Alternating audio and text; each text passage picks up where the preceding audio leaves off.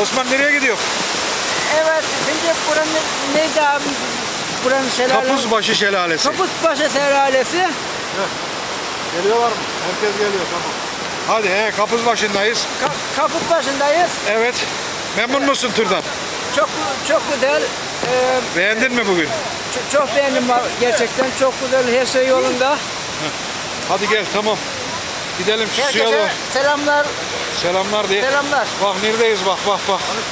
Suyun neresindeyiz bak. Çok tehlikeli. Gördün mü? Evet, burada kapatıyoruz.